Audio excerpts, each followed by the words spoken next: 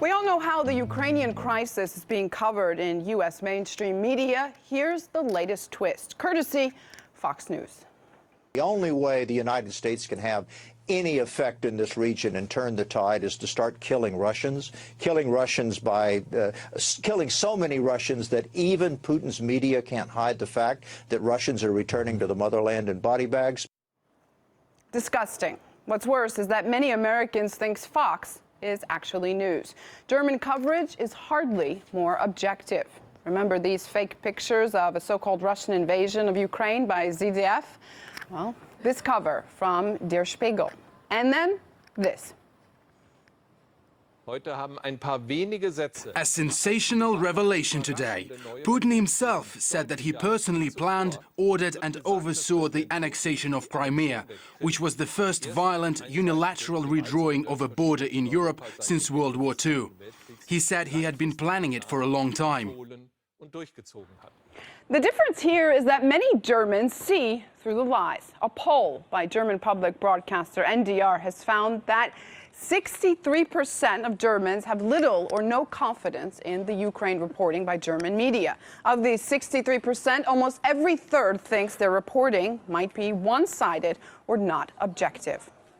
No wonder, given the principles which Germany's largest publishing house follows. For instance, Alex Springer SE, among its brands are Die Welt and Bild newspapers. So its media outlets have to uphold their policies, which are further unification of the peoples of Europe, supporting the vital rights of the people of Israel, and maintain solidarity with the United States of America. In other words, mainstream. They openly say they are not objective, and that's no laughing matter. Meldung aus Odessa. Über 40 Menschen werden in ein Gewerkschaftshaus getrieben und dort verbrannt. Das ist unsere Chance für einen Geländegewinn. Schreiben Sie pro-russischer Mob. Verbrennt wehrlose Ukrainer. Herr General? Ja. Die Opfer sind aus dem anderen Lager. Verdammt, die Opfer sind keine Bürger, sondern nur Separatisten. Muss es jetzt nicht heißen, ukrainischer Mob verbrennt pro-russische Separatisten? Nein, die Blattlinie muss unbedingt gehalten werden. Schauen Sie, schreiben Sie es so an die Tagesschau. Ich sage mal, in Odessa, ja, da kamen bei Zusammenstößen zwischen pro-russischen Aktivisten und Regierungsanhängern mindestens 46 Menschen ums Leben. Irgendwie. Sie machen sich, General von Wagner. Ja. Joining me in the now is Charles Bausman he's an editor at Russia Insider. Charles, thanks for joining us here in our Moscow studio. Germany's NDR channel has been reporting on this trend that we're going to expand on now. They gathered some reaction from the German people. Let's take a listen. Die deutschen Medien, sowohl die Print- wie die elektronischen, dass sie im Grunde genommen ein Verstärkungsorgan, ein Propagandainstrument. Und es praktisch bei uns keine Alternative dazu gibt. In die Leitmedien keins. You speak German, you watch and monitor German news. Are the German media really this one-sided? How bad is it? Anissa, it's really bad.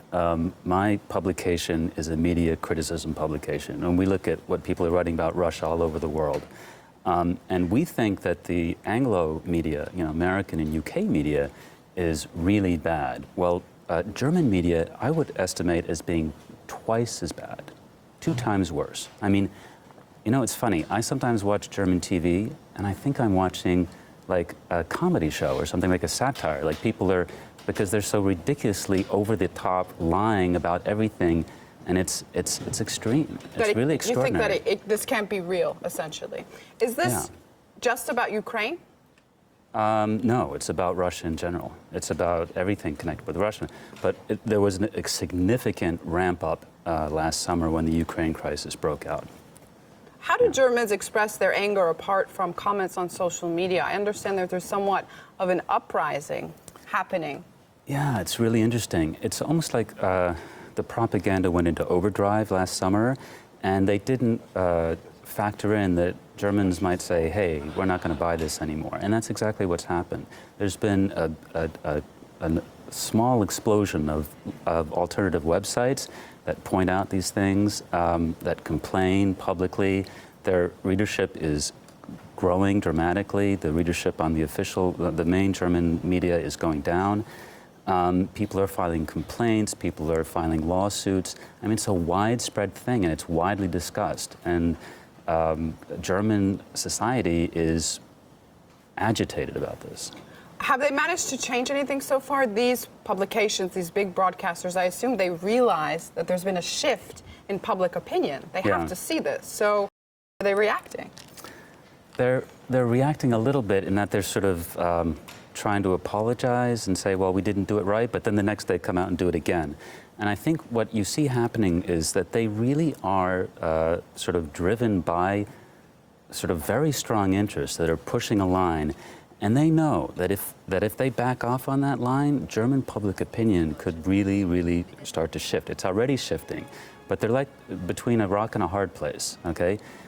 If they back off on the hard anti-Russian stuff and Germany starts to sort of move away from U.S. policy, it's going to be a big loss for them. So they don't know what to do, basically. They're Isn't stuck. that essentially happening, though, with the Minsk agreement and Chancellor Merkel sort of, at least publicly, really pushing for some kind of peace process? Yeah, she is reacting to a political situation at home. You know, it was interesting because in the Western media they were saying, "Oh, isn't this wonderful? Frau Merkel is a peacemaker, and she's a wonderful person, and let's maybe give her the Nobel Peace Prize." That's not at all what came into her calculations. She was facing a political crisis at home, and she had to react to it. So this is reaction directly to the public, you think? That's interesting. Exactly, and I don't think it represents in any way her real desire to do something, because in the past she's been very hardline, and she tried the hardline approach, and she ran into a brick wall with German public opinion, and so now she's backpedaling. That's very interesting. I want to talk about ZDF because they've done some sort of sketch comedy focusing specifically on the coverage of Ukraine. It doesn't fall so much in the line with the news you see on ZDF. How does that play out? Yeah, well, you know, that's a long-standing satire show in Germany. It's very popular. Political satire is hugely popular in Germany, which also suggests that because there's a huge amount of propaganda, that the satirists have a way of sort of countering it. And the individuals, the creative people who make the show, are part of this 63% you mentioned that just think this is ridiculous and don't believe it anymore. And so they start putting on these aggressive shows, criticizing the government and ridiculing the government, ridiculing the media. And at one point, one of the major guys who they just accused of lying flat out and being connected with all these Washington think tanks and sort of probably in the pay of Washington, he's a senior editor of one of the biggest German publications, he took them to court and said, look, take that off the air, that's defamation, I don't want it there, it's embarrassing to me. He lost the case. You know? So the show, which is outsourced onto ZDF, basically won the right to keep making fun of this propaganda. I want to talk a little bit about what we can do to balance the propaganda in the world. Certainly Germans are hungry for the other side of the story. What if we broaden it to like a global trend that's happening? Are people wanting to have sources where they can hear both sides? Absolutely, absolutely. I mean, you see that, you know, our site is a good example of that. It's just gotten a huge response. It was actually rather unexpected for us. And it showed that there's a real hunger out there. There's really like a need for another point of view. And people are getting this very narrow, tendentious point of view that's pro-government in Europe and the US. And people are realizing that it doesn't add up and it's not working. And I would say that the funny thing is that Germany is way out in front of people on this. They're really, really way, you know, just not putting up with it anymore because they got it hit the hardest with it over the last year. Well, speaking of that hunger, Charles Bausman and Russia Insider have launched a crowdfunding campaign because they've launched this independent website, which is aiming to do just this. Have a look. We challenged the corporate media, and we became one of the biggest news resources about Russia. We're totally transparent. You can find all the information on our website. We're not connected to any governments or institutions. We paid for this out of our own pockets. We want to hire journalists to dig deeper, to study the ties between media and the defense industries and the governments, to go beyond Russia, to write about NSA leaks, U.S. foreign policy in general. The purpose of this Kickstarter campaign truly is to have the financial resources to identify the lies in the corporate media, deconstruct it, and destroy it.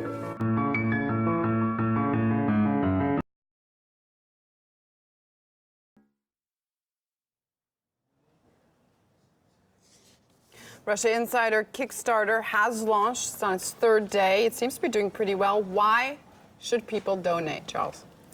You know, because this is really an opportunity to get the truth out. It's a totally independent organization. We're not connected with any governments, any institutions, think tanks, universities, nothing. These are just volunteers all over the world. It's user-generated content. It's people speaking up who care about things. We try to provide a diversity of opinion. We try to criticize propaganda, not just in the Western media, but point it out anywhere where it's happening and say, look, this just isn't true. And there's a real response from citizens. They want this, you know, and so our numbers are booming. It's really, really interesting. You already have been noticed by BuzzFeed, which is always a good sign. Yeah. It seems that they're finding it hard to believe, and I assume many of their Western counterparts, that you're not some kind of government-funded project. How could people want to get the truth out there just because? Exactly, exactly. Yeah, we're getting a lot of that, and that's a very, very strong reaction in my home country, in the United States. But, you know, once you talk to people and you explain what's going on and how it's happened, they come around pretty quickly. They realize that, hey, something's going on. So we're having a big effect. We're making a big difference. They can always go and check the facts. I understand everything's transparent on Russia Insider. Charles Bausman, editor of Russia Insider. Do check out his Kickstarter campaign. Thanks so much for being in the know. Thank you, Anissa.